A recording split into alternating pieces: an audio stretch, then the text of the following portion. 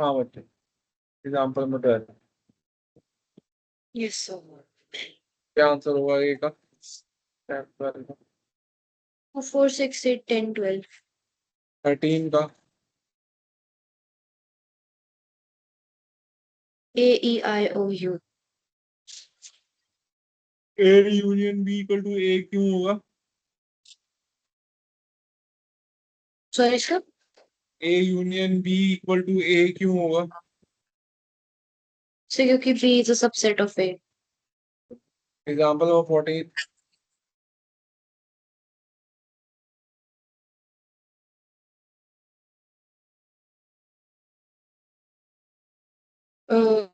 X union Y होगा Ram, Gita, Akbar, David and Ashok. ठीक है, ये क्या इंटरप्रिटेशन दे रहा है?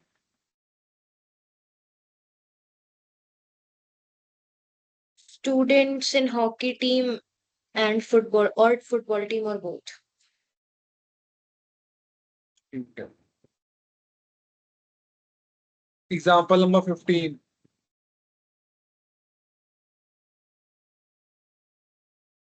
एग्जाम्पल नंबर 12 से देख के करना है इसको। So 6, 8. ठीक है, 16।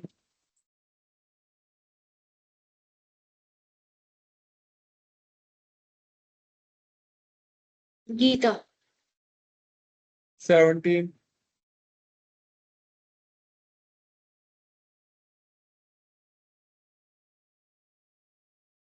2, 3, 5, 7.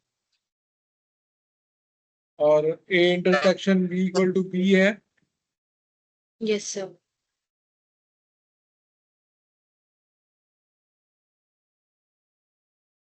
एग्जाम्पल नंबर 18 पे आ जाओ। Yes, sir.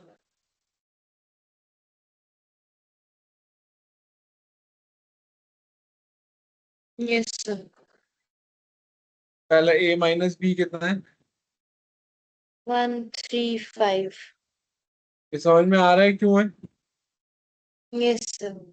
बी माइनस ए।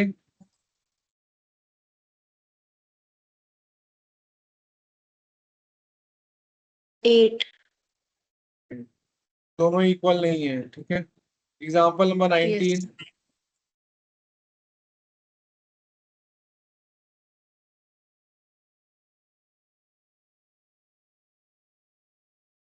बी माइनस बी कितना होगा? E, O.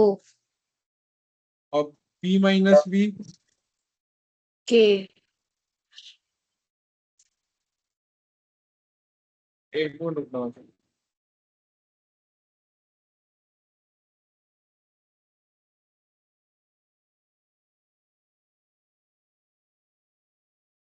क्वेश्चन नंबर 1 से स्टार्ट करो एक्सरसाइज के। Sir, just a second.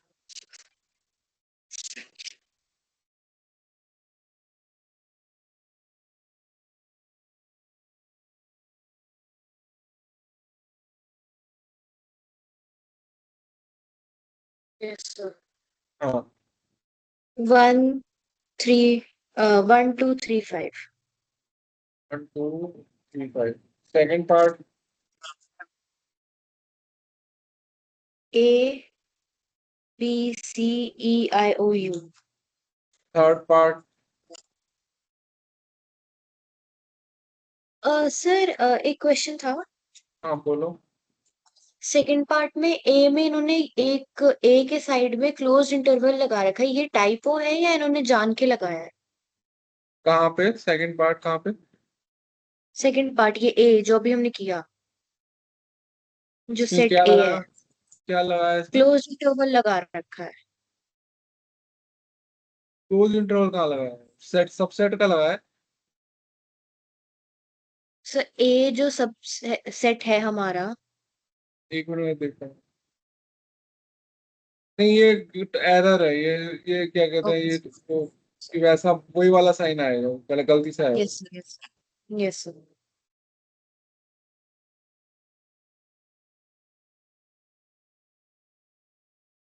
Sir third part में 3, 6, 9, 12 एंड सो ऑन. और फिर बी होगा नेचुरल नंबर लेस देन 6 1 2 3 4 5 का यूनियन 1 2 3 4 5 3 होगा। हाँ होगा 3 4 5 आगे। यस सही यही होंगे 1 2 3 4 5 बस। और 6 9 12 नहीं होगा। यूनियन है ये। सॉरी सर 9 12 यस सर 9 12 कौन उसके आगे भी चलता रहेगा। Yes sir so infinite series है। Yes sir fourth part.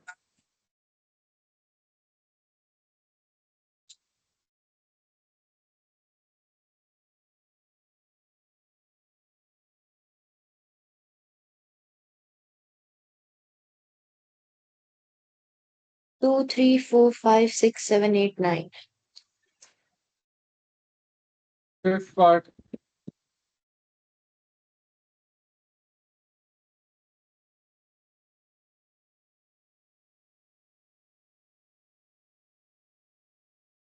So 1 2 3 good. Question number 2।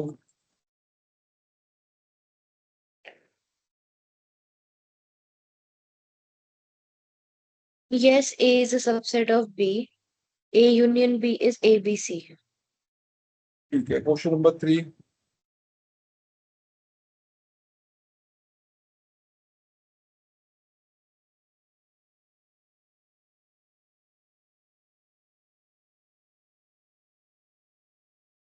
B question number 4।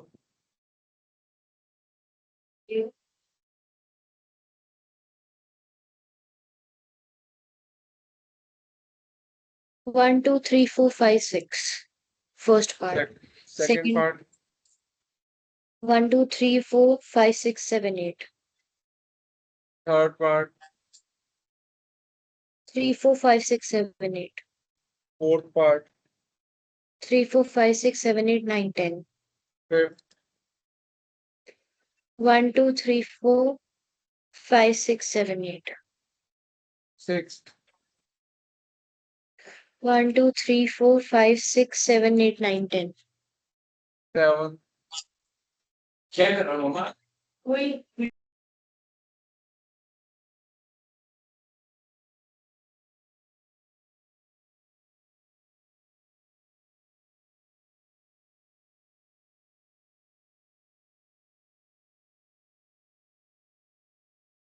sorry sir yes sir seven 3 4 part. 5 6 3 4 5 6 7 8 9 10 fifth question. First part. yes sir find the intersection of each versus fish intersection 3 one भी तो है। sir yes sir 1 B 1 3 second part. A third part. तुम्हें 3 जब लिखो ना तो खाली ए मत लिखना, साथ में सबसेट का वो भी बनाना है तुम्हें। yes sir एग्जाम में क्वेश्चन आया तो सबसेट जरूर लगाना, वरना खाली एलिमेंट नहीं है, पूरा सबसेट है। सॉरी yes sir सबसेट है। yes sir third part. 3 fourth part.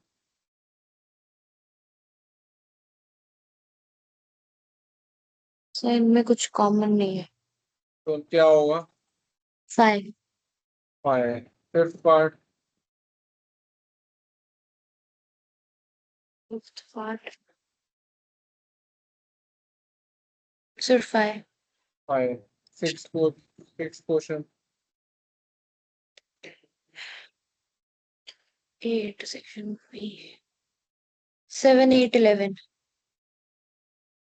Seven eight तो है ही नहीं हम। 7 9 11 sorry 7 9 11 second part. 11 13 third part.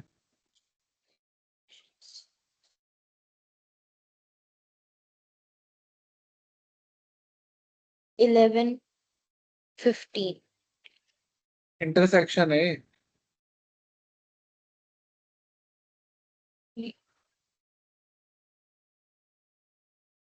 Yes sir. A intersection C है। तीनों में कॉमन होगा या एक में कॉमन होता है तो चलता है? A intersection C intersection D को तो एसोसिएटिव लॉ में लिख दो। ए इंटरसेक्शन सी अलग से निकाल लो और इंटरसेक्शन डी अलग से निकाल लो। पहले ए इंटरसेक्शन सी निकालो। 11। और डी कितना है?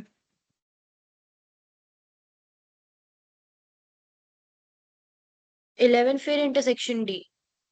हाँ 11 इंटरसेक्शन डी। 5। 15, 17 तो टोटल मिला के 5 हो गए, है ना? यस। Yes sir. हाँ। फोर्थ। 11। फिफ्थ। 5। सिक्स्थ। इसमें भी रूल लगाना है तुमको। A intersection B union C क्या होता है? डिस्ट्रीब्यूटिव लॉ लगाओ।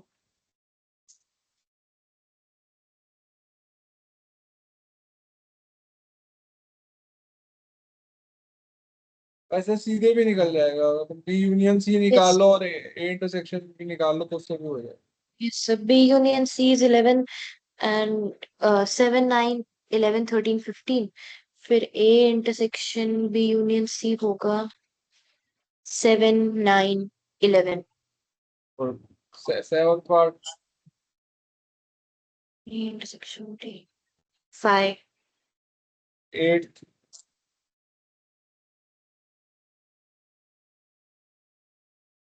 5।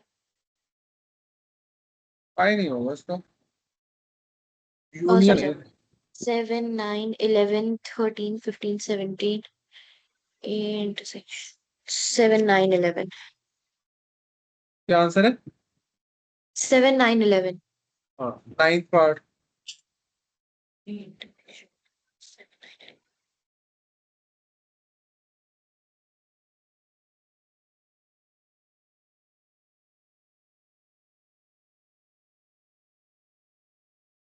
7 9 11।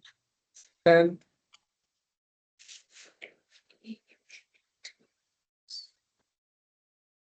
17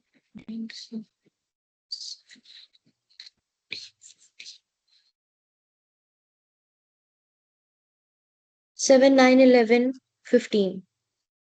क्वेश्चन नंबर 7।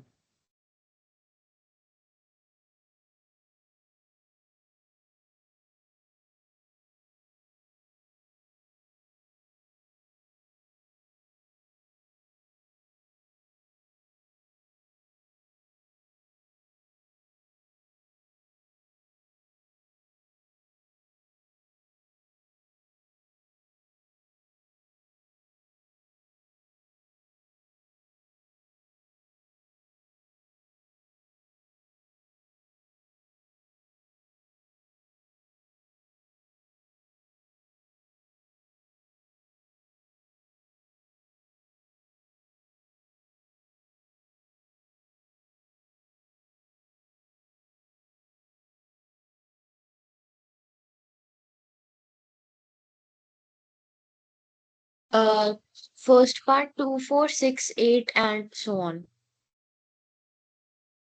और सेवंथ क्वेश्चन कर रहे हैं ना? Yes, sir, seventh.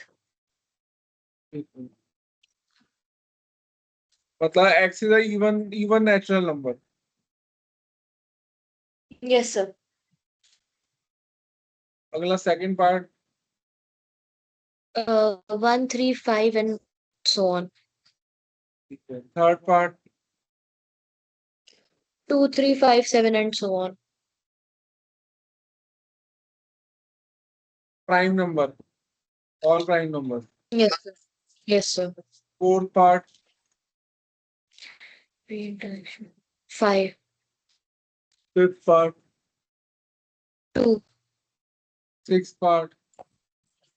3 5 7 and so on. Eighth question.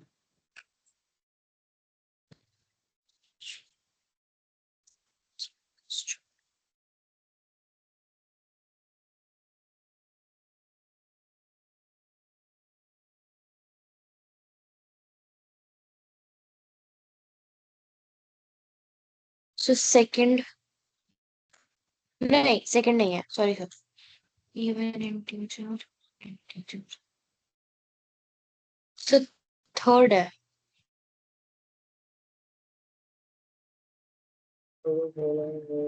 Disjoint.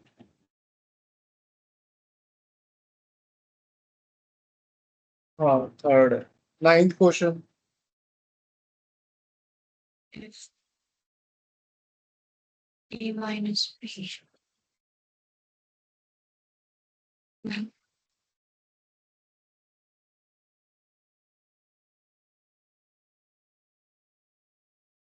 3, 6, 9, 15, 18, 21. Second part.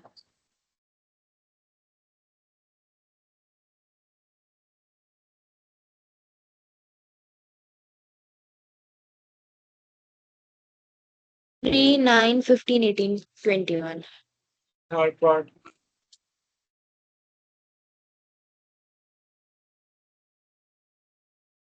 3, 9, 18, 21. Fourth part.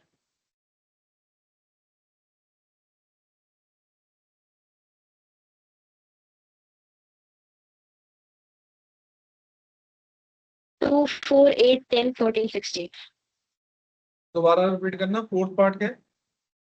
2, 4, 8, 10, 14, 16. Fourth part का 2 क्यों आएगा उसमें? Oh, sorry, sir, मैं फिफ्थ पार्ट बता रही हूँ. Sorry, sir. B minus A.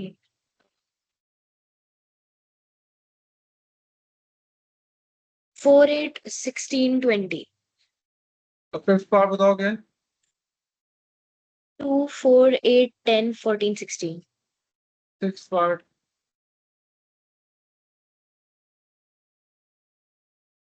5, 10, 20. Seven.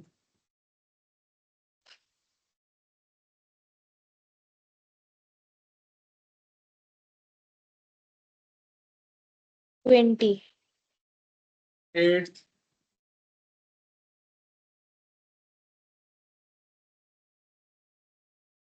4, 8, 12, 16. Nine.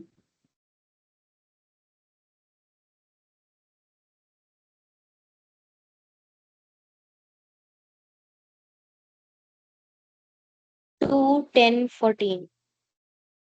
Ten. Six. Six भी तो होगा. Yes, sir, sorry, sir. Yes, sir. 2, 6, 10, 14. Tenth part.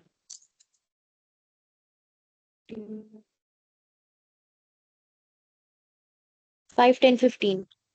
11. 2, 4, 6, 8, 12, 14, 16. 12.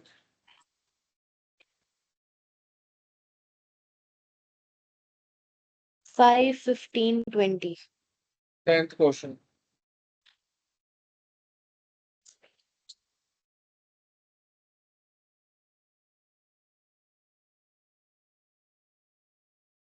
A, B, C, D. A, C, A, C, A, C. Second part. F, G. Third part. B, D. 11th question.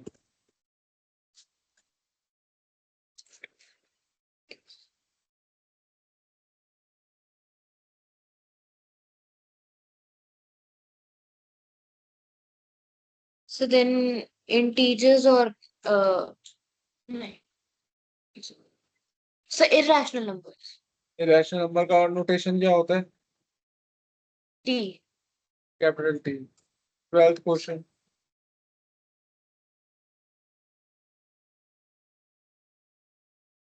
False. Second. False. Third. True. Fourth. True. हो गया खत्म ये chapter? नहीं sir, एक और exercise बची है. नहीं नहीं, ये वाला इस एक्सरसाइज मतलब ये वाला यस सर. एक्सरसाइज कंप्लीट हो गया. नहीं, फिर यस सर, एक्सरसाइज कंप्लीट हो गई. दो एक्सरसाइजेस बची हैं अभी एक्चुअली. एक 1.5 और मिसलेनियस. मिसलेनियस ठीक है, पहले कॉम्प्लीमेंट की थ्योरी कर लेते हैं। मैं यार 2 मिनट Yes. पानी का ब्रेक ले ले, पानी पी ले 2 मिनट ज्यादा जाके, तो Yes, प्यास लग yes. जाएगा। तो Yes, sir.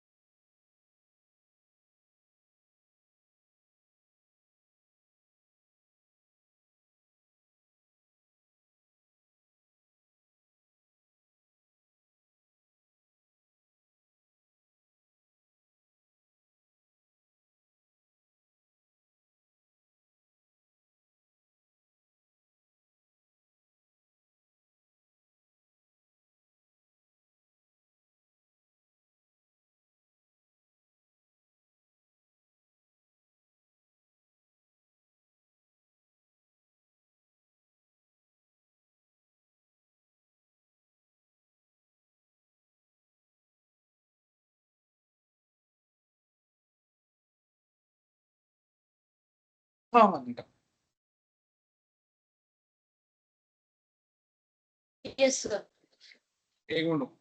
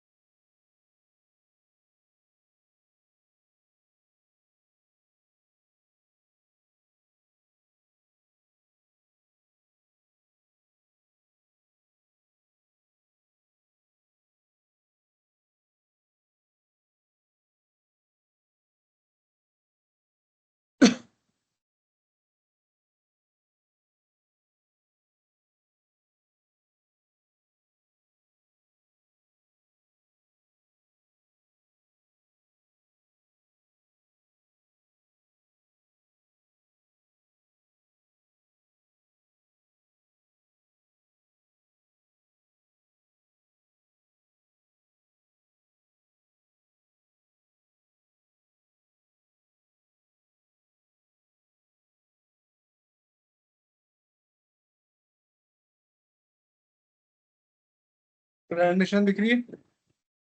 Yes, sir. हाँ, अब हम कॉम्प्लीमेंट ऑफ अ सेट पढ़ेंगे, ठीक है।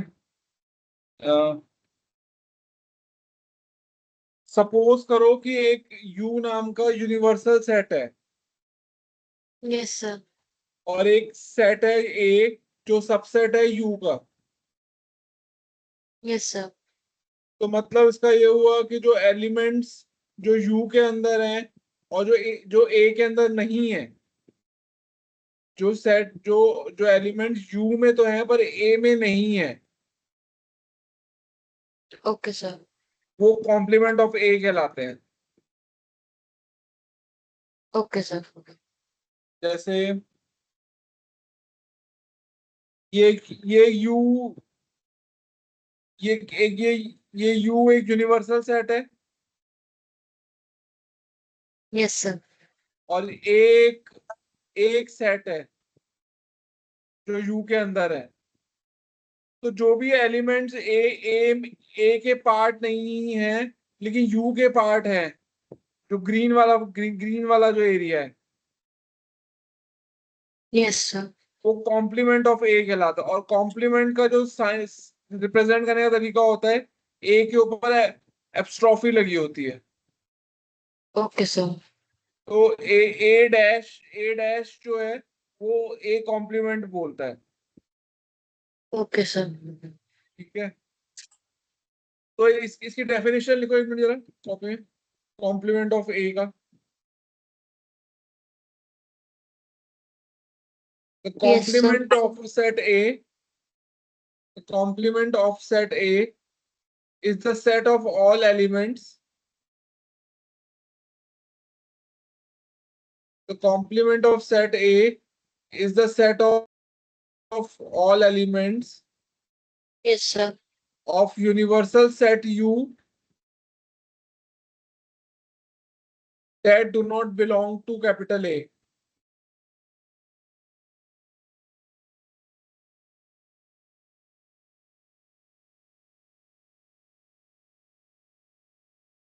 Okay sir.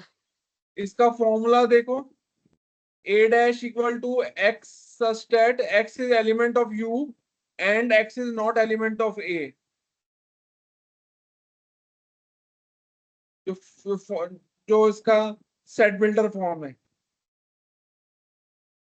Yes sir.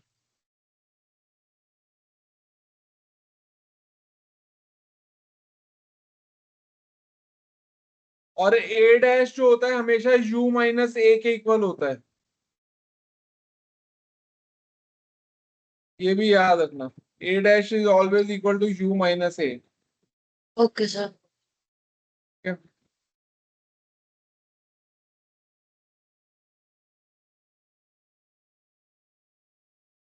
अब सपोज करो एक एक एक यूनिवर्सल सेट U है जिसमें एलिमेंट्स है 1 2 3 4 5 6 7 8 9 10, यस सर।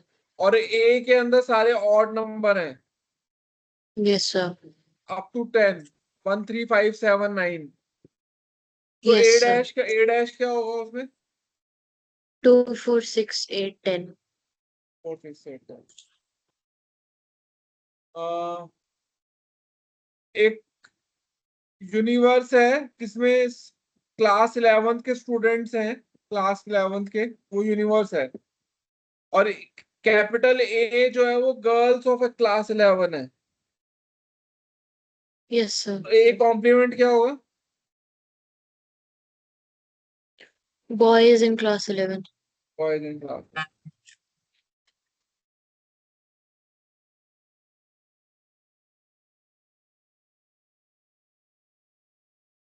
अब डबल कॉम्प्लीमेंट लॉ देखो।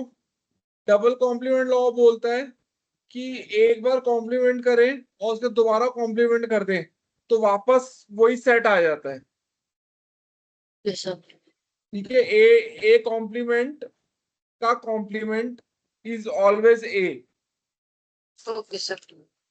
ठीक है,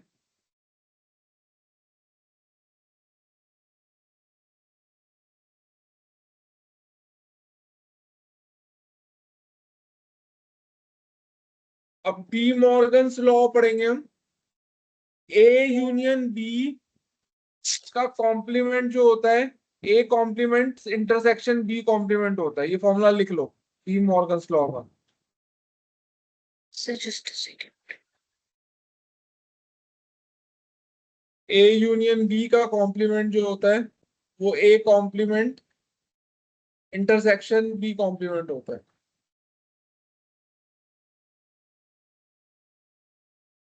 ओके सर।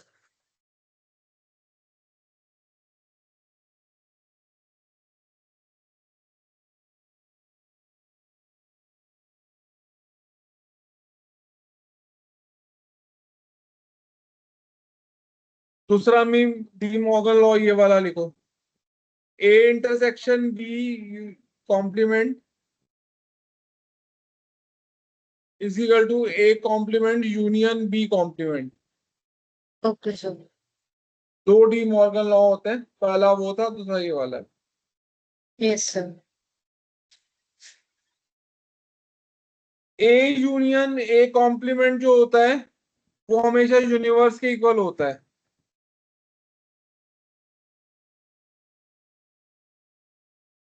Yes sir. और A intersection A complement five के इक्वल होता है, और इसको डिसजॉइंट सेट्स भी बोलते हैं। ए और ओके ए सर। कॉम्प्लीमेंट जो मिलाकर डिसजॉइंट सेट्स कहलाते हैं।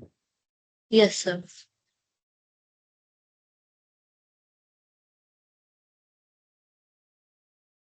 फाइव का कॉम्प्लीमेंट करोगे तो हमेशा यूनिवर्स आएगा।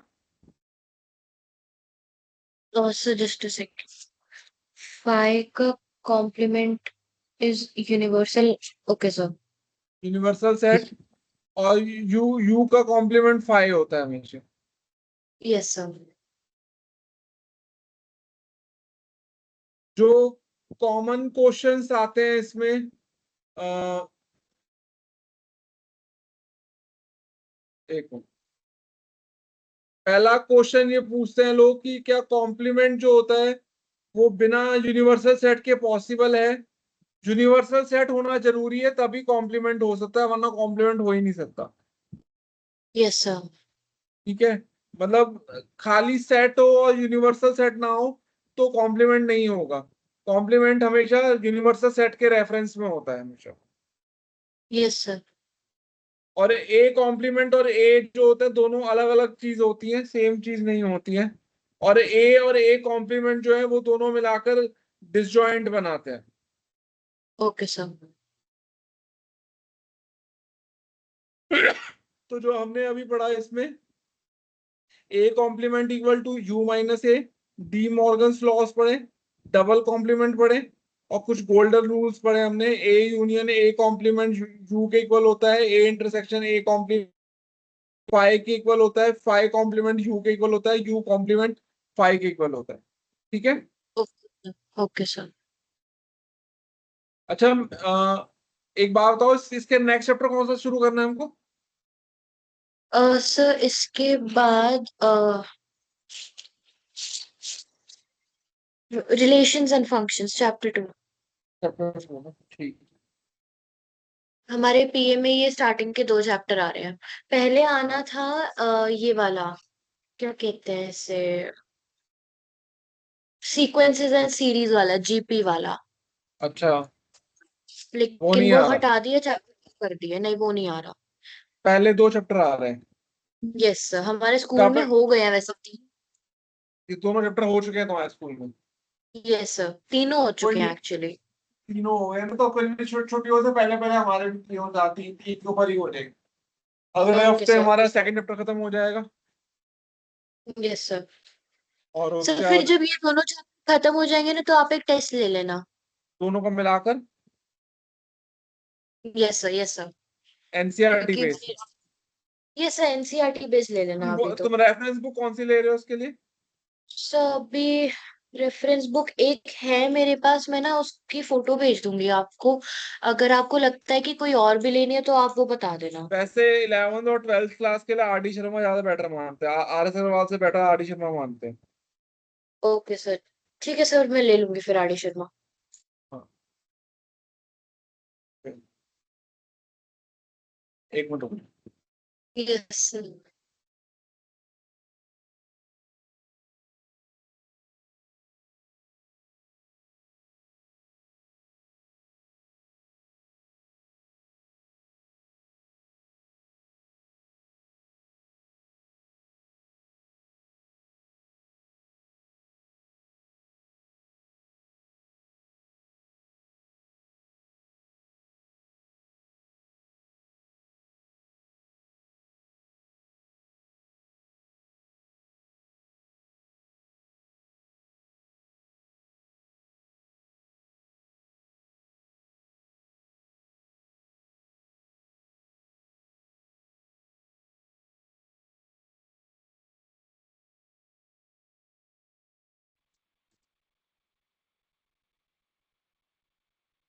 स्टार्ट करें?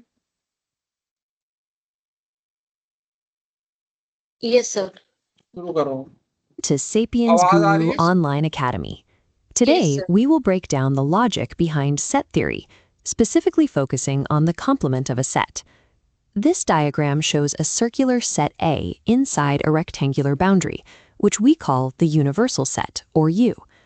The complement of set A, written as A prime, is defined as the set of all elements that belong to the universal set but do not belong to A. We can express this as U minus A. If our universal set contains the numbers 1 through 10 and set A contains the odd numbers, finding the complement means removing those specific elements from U. Once 1, 3, 5, 7, and 9 are gone, we are left with the even numbers. This logic applies to any defined group. If your universal set consists of all the students in a class 11 and set A represents only the girls, then the complement of A consists of the boys. They are the members of the class who are not in set A.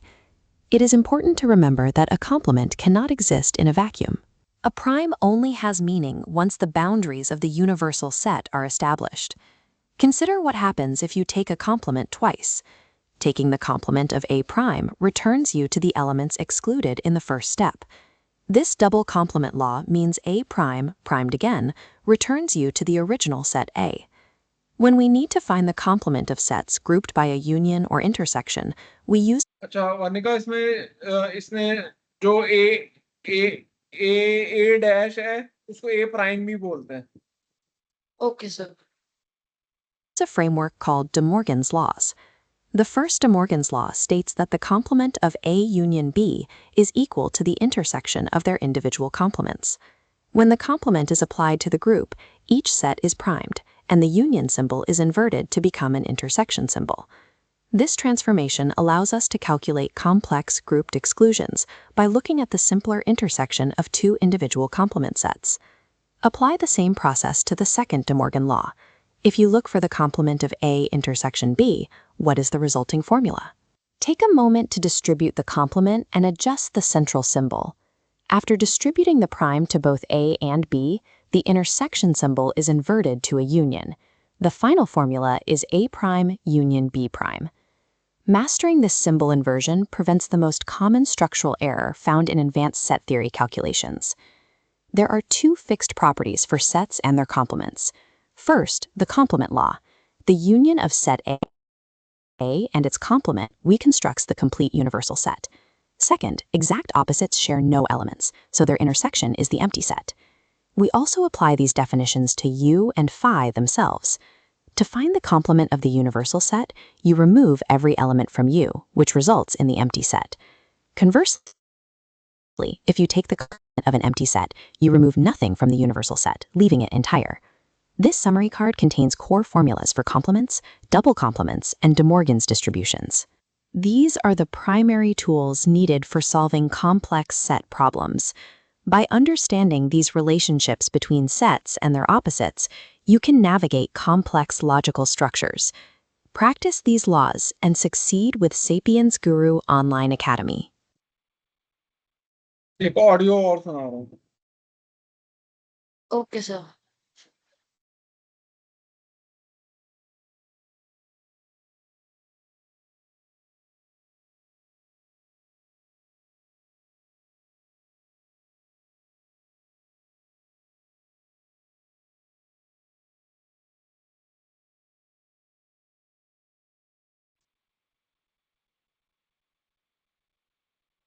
Start कर रहा हूँ वनिका.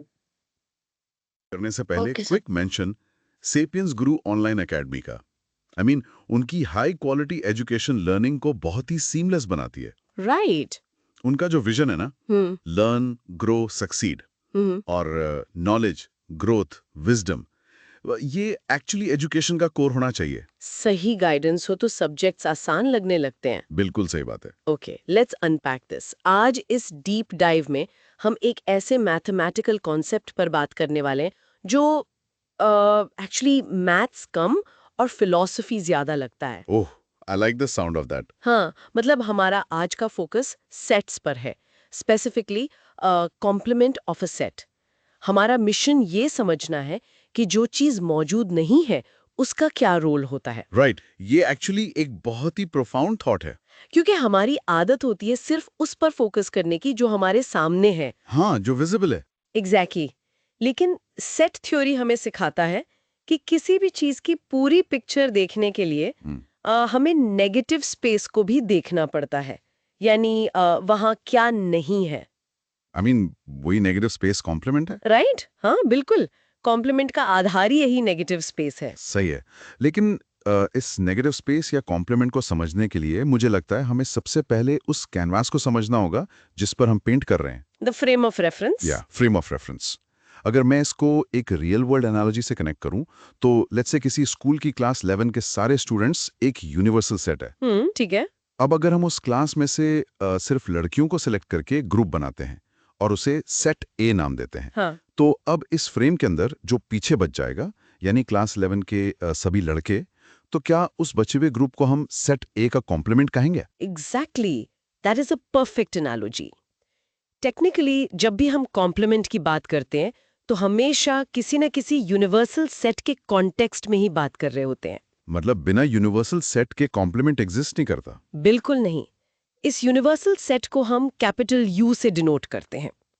ये universal set वो सबसे बड़ा दायरा है जिसके बाहर की किसी भी चीज से हमें कोई मतलब नहीं है। Make sense. तो अगर कोई सेट ए इस यूनिवर्सल सेट यू के अंदर मौजूद है, तो ए का कॉम्प्लीमेंट वो सब कुछ है जो यू के अंदर तो आता है, लेकिन उसमें सेट ए का एक भी एलिमेंट नहीं होना चाहिए।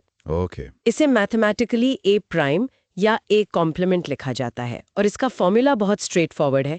ए prime is equal to U minus A. So what does this all mean? Formula के हिसाब से यू माइनस ए मतलब यूनिवर्सल सेट में से सेट ए की हर एक चीज को डिलीट कर दो, जो बचा वो कॉम्प्लीमेंट। सही पकड़ा। अगर हम इसको नंबर्स के लेंस से देखें तो लॉजिक और भी क्लियर हो जाता है। हमारे नोट्स में जो एग्जाम्पल है, लेट्स इमेजिन कि हमारा यूनिवर्सल सेट सिर्फ 1 से लेके 10 तक की नंबर्स का ग्रुप है, राइट। ना? तो u इक्वल्स टू 1 2 3 4 5 6 7 8 9 10। बस यही हमारी पूरी दुनिया है इस सवाल के लिए। 11 या 12 से हमें कोई लेना देना नहीं। हमारा कैनवस अब फिक्स हो गया यहाँ। हाँ। अब अगर इसमें से हम एक सेट ए बनाते हैं जिसमें सिर्फ 1 से 10 के बीच की ऑड नंबर्स हैं, यानी 1 3 5 7 9। ठीक है। तो अब अगर कोई पूछे कि सेट ए का कॉम्प्लीमेंट क्या होगा, तो हमें बस यूनिवर्सल सेट में से ऑड नंबर्स को हटा देना है। तो क्या बचेगा? सिर्फ इवन नंबर्स, यानी 2 4 6 8 10। ये तो एक्चुअली बहुत ही कॉमन सेंस वाली मैथमेटिक्स है। It really is. कॉम्प्लीमेंट का कोर प्रिंसिपल यही है कि वो एक परफेक्टली डिफाइंड ऑपोजिट होता है, लेकिन एक स्ट्रिक्ट बाउंड्री के अंदर। स्ट्रिक्ट बाउंड्री मतलब वही यूनिवर्सल सेट? हाँ, क्योंकि सोचिए अगर यूनिवर्सल सेट डिफाइन नहीं होता तो ऑड नंबर्स के अलावा क्या है? इसका जवाब तो नेगेटिव नंबर्स या फ्रैक्शंस कुछ भी हो सकता था। ओह वाओ, सही बात है। फिर तो लिमिट्स ही नहीं रहती। एग्जैक्टली। इसलिए यूनिवर्सल सेट का होना बहुत जरूरी है। एक मिनट, अगर सेट ए और उसका कॉम्प्लीमेंट एक दूसरे के स्ट्रिक्ट ऑपोजिट्स हैं, तो इससे एक बहुत ही लॉजिकल सा ट्विस्टेड सवाल मेरे दिमाग में आ रहा है। बोलिए। अगर कॉम्प्लीमेंट का मतलब ऑपोजिट है, तो क्या होगा अगर हम किसी सेट के कॉम्प्लीमेंट का एक और बार कॉम्प्लीमेंट निकालें? I mean the opposite of the opposite. ये तो ग्रामेटिकली एक डबल नेगेटिव जैसा साउंड कर रहा है, जैसे इंग्लिश में कहते हैं ना, आई एम नॉट गोइंग, जिसका एक्चुअली मतलब होता है कि मैं जा रहा हूं। राइट। तो क्या मैथ में भी हम एक सर्कल घूमकर वापस वहीं पहुंच जाएंगे? ये डिडक्शन बिल्कुल सही डायरेक्शन में है, और मैथ्स में ये कोई हवाई थॉट नहीं है। इसे एक प्रॉपर रूल का दर्जा मिला हुआ है जिसे डबल कॉम्प्लीमेंट लॉ कहते हैं। ओह, तो इसका एक एक्चुअल नाम है? हाँ, मैथमेटिकली इसे लिखते हैं complement of A prime is equal to A. Let me trace this logic back to a class 11 analogy. हमारा यूनिवर्सल सेट पूरी क्लास 11 थी, सेट ए लड़कियां थीं और सेट ए का कॉम्प्लीमेंट लड़के हुए। करेक्ट। अब अगर मैं उन लड़कों का कॉम्प्लीमेंट निकालने जाऊं, यानी यूनिवर्सल सेट में से लड़कों को हटा दूं, तो क्लास में वापस सिर्फ लड़कियां ही बचेंगी, यानी हमारा ओरिजिनल सेट ए। एग्जैक्टली। ये एक स्विच की तरह काम करता है। स्विच? हाँ, जैसे अगर एक लाइट स्विच को फ्लिप करते हैं तो लाइट ऑन से ऑफ होती है, वो हुआ फर्स्ट कॉम्प्लीमेंट। अगर आप उस ऑफ स्विच को दोबारा फ्लिप करते हैं तो लाइट वापस ऑन हो जाती है। I love that. Double complement law एकदम प्रैक्टिकल है। ये देखना सच में सेटिस्फाइंग है कि मैथ कैसे हमारे एवरीडे लॉजिक को परफेक्टली कोडिफाई करती है। बिल्कुल। लेकिन बात वही है ना कि इक्वेशंस हमेशा इतनी सिंपल नहीं रहती। सिंगल ग्रुप्स का कॉम्प्लीमेंट निकालना तो आसान लग रहा है, पर रियल लाइफ सिनेरियोज में जहां कंडीशंस मिक्स हो जाती हैं, वहां क्या होगा? वहां थोड़ा दिमाग लगाना पड़ता है। जैसे हमारे नोट्स में आगे एक सेक्शन है डी मॉर्गन्स लॉज के बारे में। I mean De Morgan's laws नाम सुनकर ही लगता है जैसे ये कोई बहुत हार्डकोर डरावनी थ्योरम है। नाम थोड़ा हैवी जरूर है। जब दो कंबाइंड ग्रुप्स का कॉम्प्लीमेंट निकालना हो तो डी मॉर्गन्स लॉ कैसे काम करता है, मुझे तो कॉम्प्लेक्स लग रहा है। What's fascinating here is कि डी मॉर्गन्स लॉज दिखने में थोड़े इंटिमिडेटिंग जरूर लगते हैं, लेकिन इनका फंक्शन बिल्कुल एक मैजिक ट्रिक की तरह है। Magic trick? हाँ, इसके दो बेसिक रूल्स हैं। पहला रूल कहता है कि complement of union is equal to intersection of complements. Wait, hold on a second. Complement of union is intersection? हाँ, अगर नोटेशन में सुने तो ये होगा complement of A union B is equal to A prime intersection B prime. मतलब equation के left side में ब्रैकेट के अंदर एक यूनियन था, और जब हमने उस पूरे ब्रैकेट का कॉम्प्लीमेंट लिया तो राइट साइड में अचानक से वो यूनियन इंटरसेक्शन बन गया। एग्जैक्टली। ये ट्रिक सच में अजीब लग रही है। ऐसे कैसे साइन बदल दिया?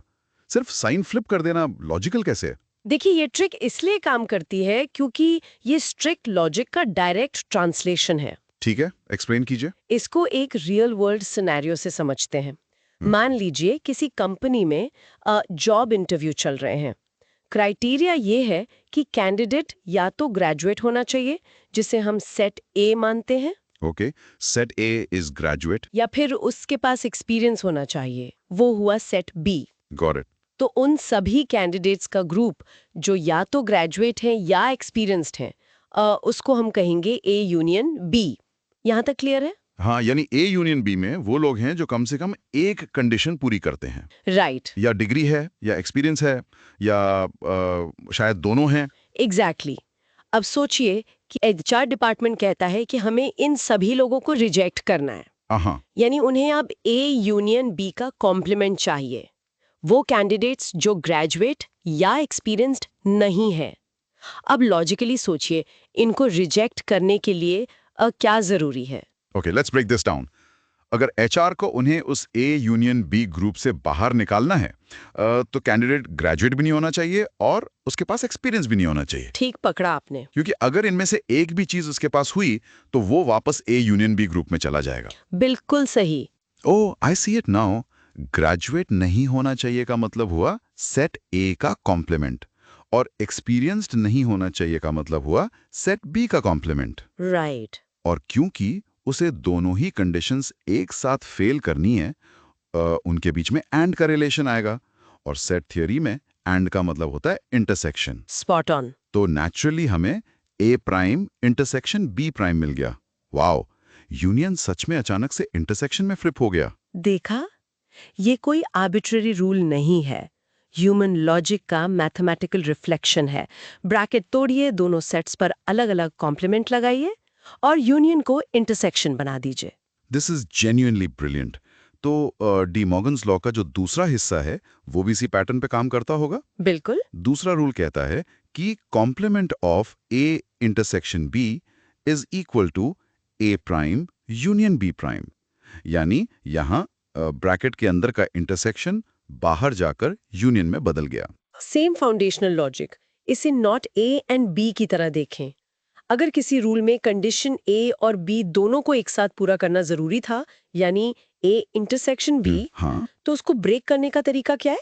आप या तो कंडीशन ए को फेल कर दें या फिर कंडीशन बी को फेल कर दें। दोनों में से एक भी फेल हुई तो ओरिजिनल एंड कंडीशन टूट जाएगी। हाँ, वहां या यानी और आ गया, और मैथ्स में और का डायरेक्ट रिलेशन यूनियन से होता है। एग्जैक्टली। तो या तो कैंडिडेट ग्रेजुएट ना हो या एक्सपीरियंस ना हो, दोनों में से एक भी कंडीशन सेटिस्फाई हुई तो वो ग्रेजुएट एंड एक्सपीरियंस ग्रुप से बाहर हो जाएगा। That makes perfect sense, right? या it does. De Morgan's laws सच में डरावने थे, लेकिन इस एंड और की लॉजिक को अप्लाई करने के बाद ये बहुत आसान लगते हैं। यही सेट थ्योरी की पावर है। जब कंप्यूटर साइंटिस्ट्स एल्गोरिथम्स लिखते हैं तो बैकग्राउंड में यही लॉजिकल फ्लिप्स लगातार ऑपरेट कर रहे होते हैं। Here's where it gets really interesting. जब हम थ्योरी सुनते हैं तो डिडक्शंस आसान लगते हैं, पर जब स्टूडेंट्स इसे फेस करते हैं तो बहुत कंफ्यूजन्स पैदा होते हैं। ओ, क्लासरूम्स में तो बहुत होते हैं। हाँ, जैसे एक बहुत बेसिक कंफ्यूजन लोग अक्सर पूछते हैं, क्या यूनिवर्सल सेट को डिफाइन किए बिना कॉम्प्लीमेंट निकालना पॉसिबल है?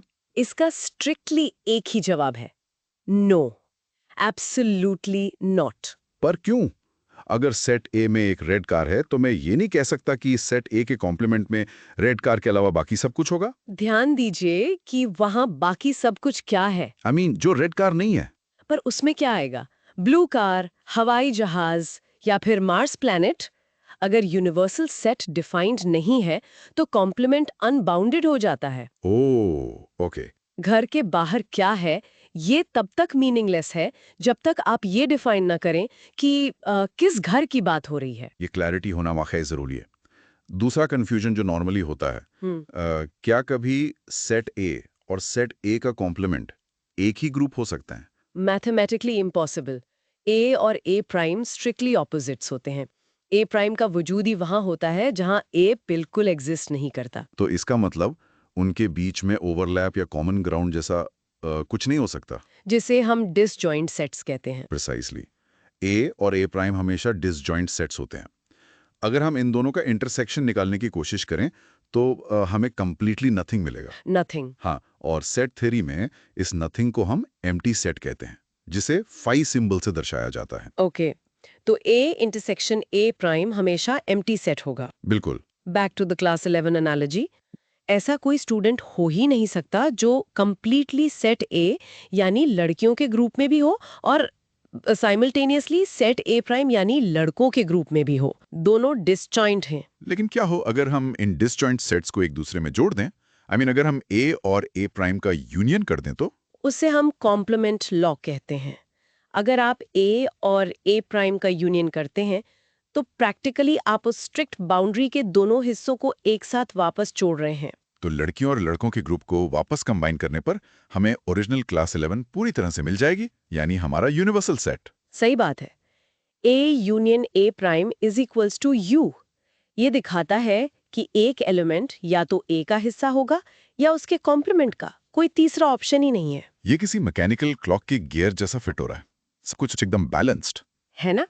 इस बैलेंस की बात कर ही रहे हैं तो आखिर में एक और लॉ है, universal and empty set law.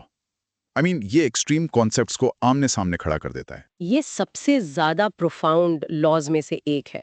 अगर मैं आपसे पूछूं कि एम्प्टी सेट जिसमें एक्चुअली कुछ भी नहीं है, उसका कॉम्प्लीमेंट क्या होगा? आपका गैस क्या है? अगर मेरे पास एब्सोल्यूट कुछ भी नहीं है और आप उस नथिंग को माइनस करने को बोल रही हैं, तो लॉजिकली पीछे सब कुछ बचना चाहिए। Exactly. The complement of the empty set is the universal set. Wow. और अगर हम इस पर्सपेक्टिव को ठीक 180 डिग्रीज फ्लिप कर दें तो उसका मतलब होगा यूनिवर्सल सेट का कॉम्प्लीमेंट निकालना। अगर हम सिस्टम में मौजूद सब कुछ को हटा दें तो डेफिनेटली वहां कुछ नहीं बचेगा। यानी एम्प्टी सेट। मैं मान नहीं पा रहा कि मैथ्स इतनी एलिगेंट हो सकती है। ये बस इक्वेशंस नहीं है, ये फिलोसॉफिकल ट्रूथ्स हैं। ये सेट थ्योरी का रियल मैजिक है। ये हमारी ह्यूमन लॉजिक को एक सिस्टमैटिक स्ट्रक्चर देता है। सच में इस डीप डाइव ने तो मेरा देखने का नजरिया ही बदल दिया है। हमने देखा कि कैसे कॉम्प्लीमेंट एक परफेक्टली डिफाइंड ऑपोजिट क्रिएट करता है। और डबल कॉम्प्लीमेंट ने सिखाया कि ऑपोजिट का ऑपोजिट वापस ओरिजिनल स्टेट होता है। डी मॉर्गन्स लॉज ने एंड और ओर के लॉजिकल फ्लिप समझाए और डिसजॉइंट सेट्स ने क्लियर किया कि एब्सोल्यूट बाउंड्रीज कैसे काम करती हैं। और इस डिस्कशन को कंक्लूड करते वक्त सबसे क्रिटिकल इंसाइट यही है कि सेट थ्योरी हमें लाइफ को प्रोसेस करने का एक फ्रेमवर्क देती है। कैसे? कई बार लाइफ में हमें समझ नहीं आता कि हम एक्चुअली क्या चाहते हैं। ऐसे वक्त में एलिमिनेशन का कॉन्सेप्ट यानी अपना कॉम्प्लीमेंट डिफाइन करना एक बेटर स्ट्रेटेजी होती है। This is a brilliant way to look at things. कभी-कभी ठीक जवाब ढूंढने से ज्यादा आसान ये पहचानना होता है कि क्या जवाब नहीं है बिल्कुल ट्रू पाथ तक पहुंचा दे। सही बात है। Knowledge of what is absent is sometimes the key to finding what is present. उस थॉट पर हम इस चर्चा को विराम देते हैं। इस गहरी चर्चा में हमारे साथ बने रहने के लिए बहुत शुक्रिया और इस जर्नी को सीमलेस बनाने के लिए एक स्पेशल थैंक्स सेपियंस गुरु। ठीक है माने यस सर। जल्दी से एक क्विज करते हैं, स्टार्ट करो।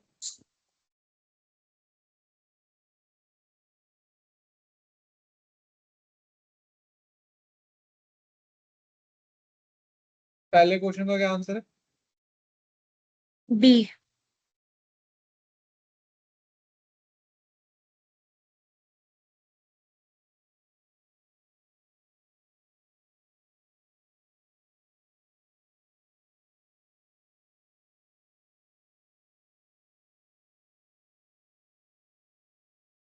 D.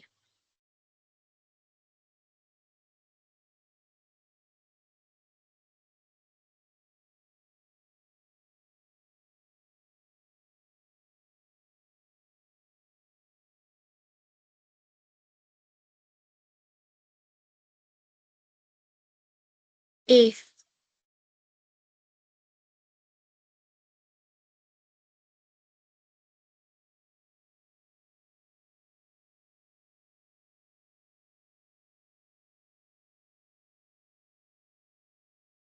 A.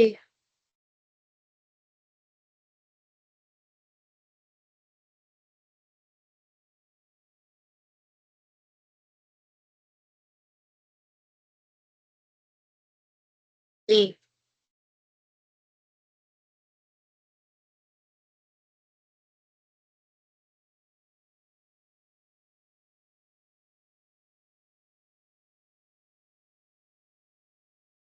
D.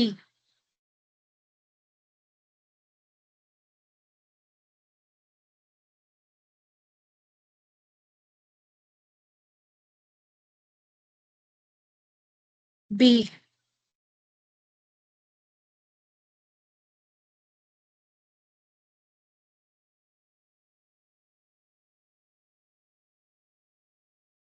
B.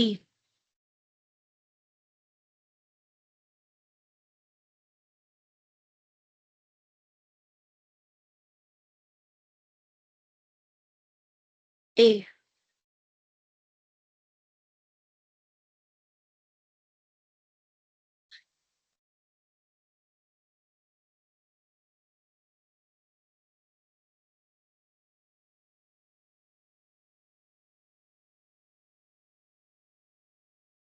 A.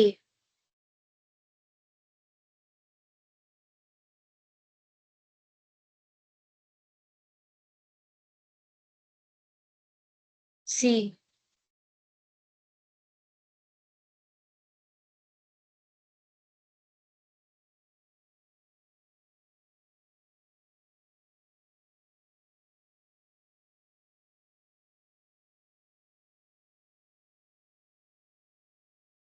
A.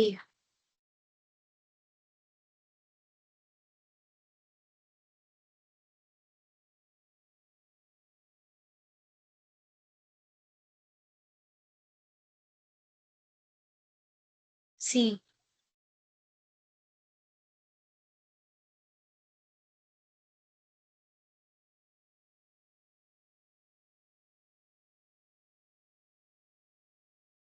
D.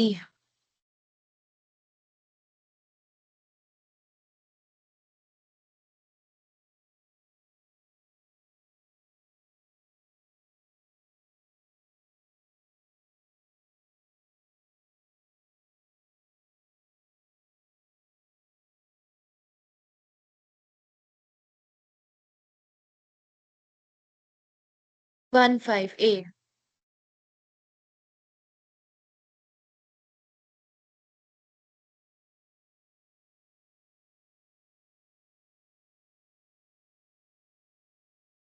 ए।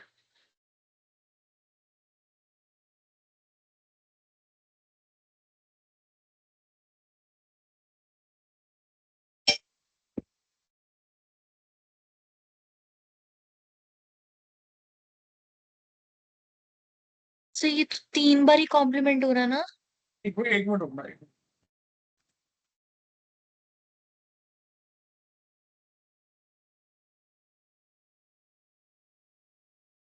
हाँ, ये 3 बार होगा। सो इसका आंसर ए होगा।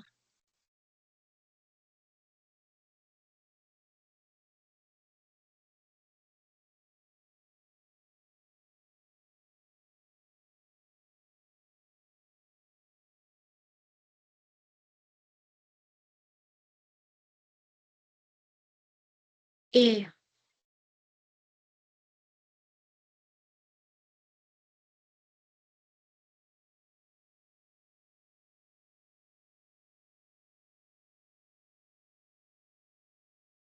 false.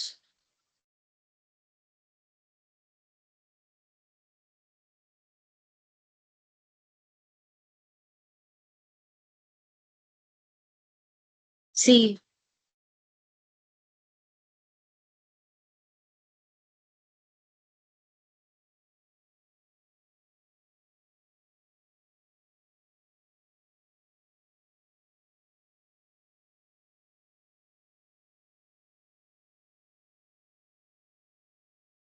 D.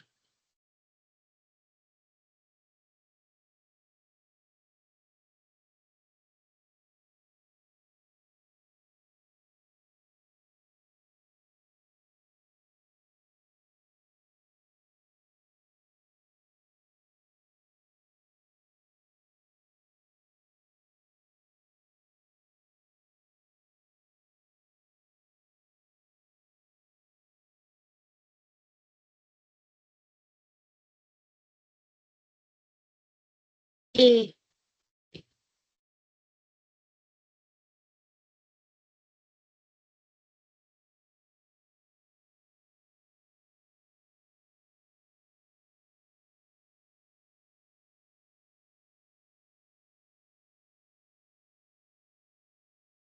So 5. D.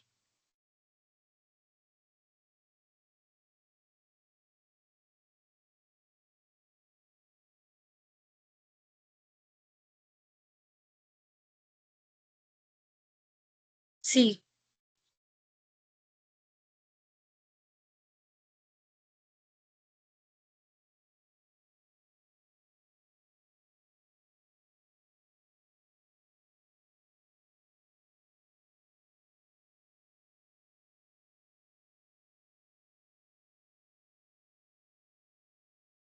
C.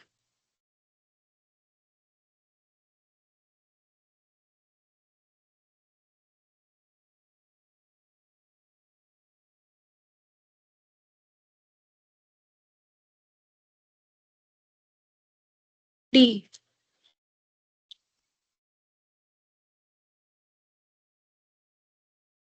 बहुत बढ़िया, वेरी गुड।